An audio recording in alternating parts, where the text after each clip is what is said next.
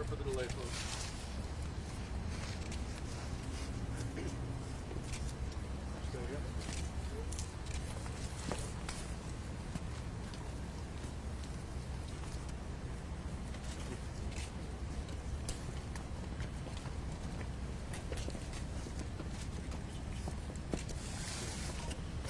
All right, I'd like to provide an update to what I previously discussed last time at 7. So tragically, 2 of our life-threatening victims have passed away. We still have the same amount of 7 total gunshot wound victims. The 4 of them that are non-life-threatening are a 14-year-old male, a 32-year-old male, a 55-year-old male, and a 58-year-old male. The 1 remaining life-threatening victim is 31 years old. I also mentioned last time that we had 1 person who was struck by a car. That individual is 9 years old. She was treated at the scene and then released and subsequently went to a local hospital where she continues to have non-life-threatening wounds. I also mentioned last time that we had 2 subjects in custody.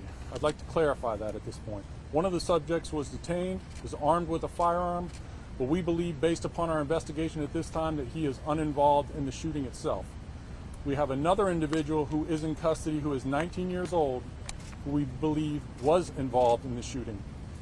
At this point, in consultation with the Richmond Commonwealth's Attorney's Office, we plan on seeking charges for second-degree murder ×2 for that individual, with more potential charges to follow. At this time, I'd like to just express my concerns and sympathy for those who have lost their lives today and those whose lives were forever changed by the events today. I'd also like to thank the partners that rushed to this scene. The Richmond police officers, the VCU police security and police officers, Capitol Police, Virginia State Police, even Henrico, and certainly our state and federal partners. Virginia State Police, as I mentioned, but certainly ATF, FBI are all assisting in the complicated case that this is right now at this point. So we anticipate having a further update tomorrow. The mayor's office will be providing you all with updates on when that press conference will take place. I can answer a few questions here. I'm not going to be able to give a lot more detail than I've already provided, but I can answer a few. Chief, could you talk about the expansiveness of the crime scenes here and what we're seeing with a lot of police tape up kind of in many blocks of this area?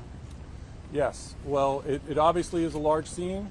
We always start out larger than we need and then bring it back. We anticipate we will be breaking down this crime scene within the next 20 or 30 minutes. Our forensic technicians have completed much of their work. They're recanvassing. We have canines looking for additional firearms and casings in case we missed any, but we feel pretty good about where we are forensically at this time. We anticipate breaking much of this down very shortly. Can you ID the deceased, or if not, give their ages at least? The 2 deceased are an 18-year-old male and a 36-year-old male. We are not prepared to release the names at this point, but we will in days to come. The families are obviously grieving at this point. They have been notified. That was a hang-up for us initially, but we'd like to, before we release those names, we'd like to give them a bit of time to grieve. Chief, any idea on motive at this point? Why would somebody do this? We think the suspect knew at least one of the victims. Chief, you know the gender of the suspect and if they were a student? The subject is, the 19-year-old suspect is a male, and I'm unclear if he's currently a student. Do you know, could you provide information on the type of weapon used? We've recovered handguns in this case. Multiple? Yes. Chief, the 18-year-old that was the 18-year-old that you listed that was shot, is that a student like graduating today? Yes.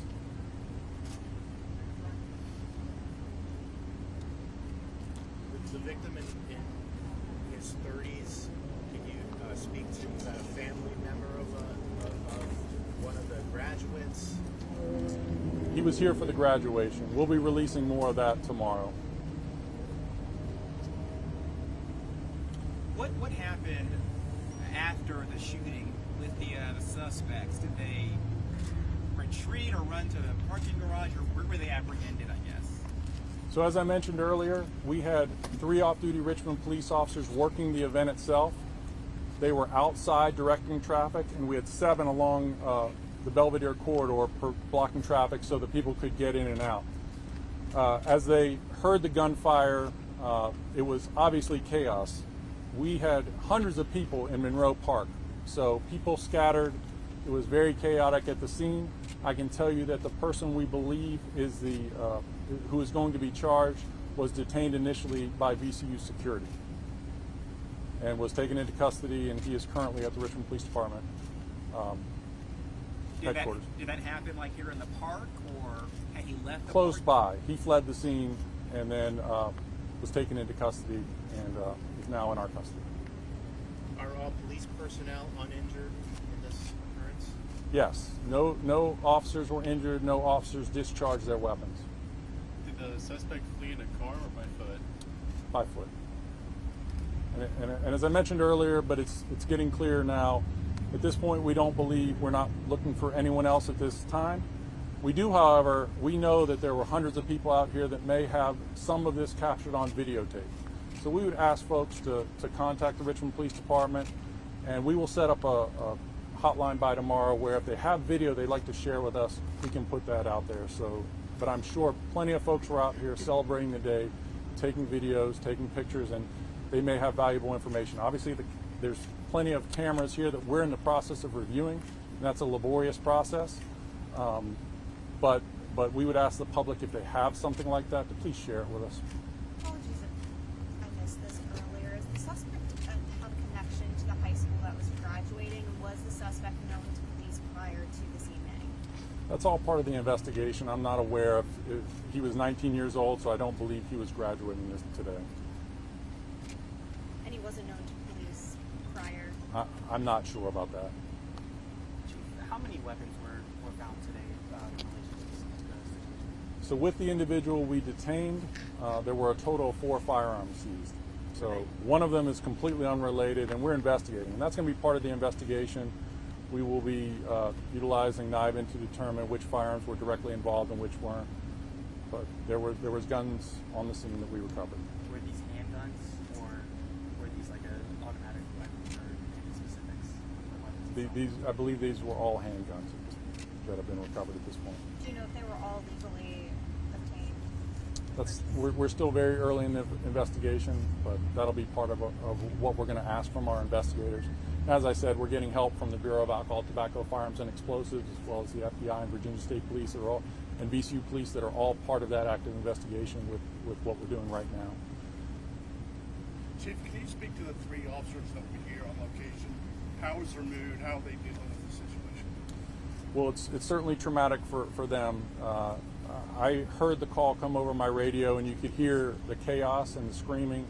So we will be following up with them, but they saw, obviously they saw 2 people in dire straits, and 2 who eventually died, and then a 14-year-old child who was also wounded. So it was chaotic, and then it was also very complicated. The early reports are always challenging, so we had reports of many more people because people were having panic attacks, falling on the ground, screaming.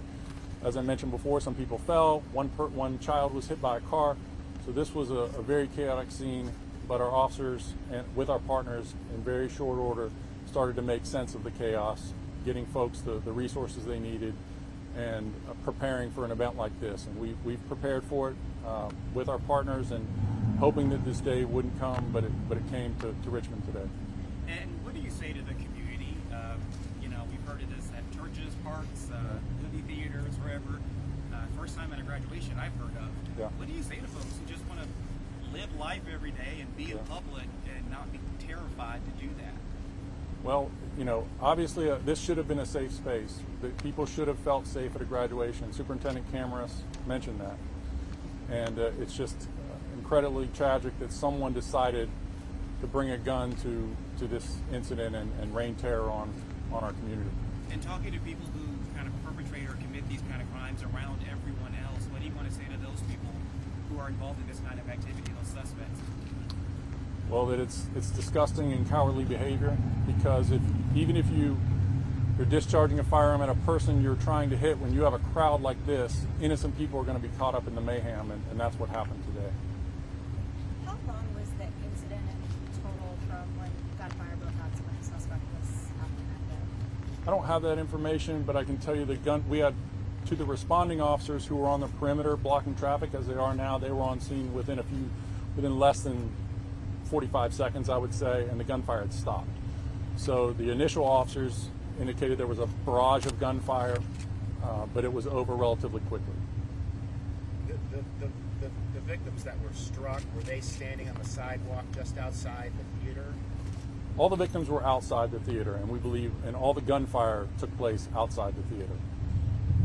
I can tell you that Monroe Park, as I mentioned earlier, was full of hundreds of people celebrating the day, taking photographs with their loved ones when gunfire rang out, and a crowd of people ran in every direction, as you can expect. Were people struck in Monroe Park or on the sidewalk near the theater? I'm not exactly sure where they were struck, but they were definitely outside. Some were in Monroe Park, some were further along the sidewalk, I believe, but I'm not exactly sure.